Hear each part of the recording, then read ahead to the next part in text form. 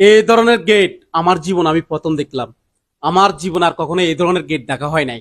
কি অসাধারণ গেটটা, একটু দেখুন, আপনারও ভালো লাগবে।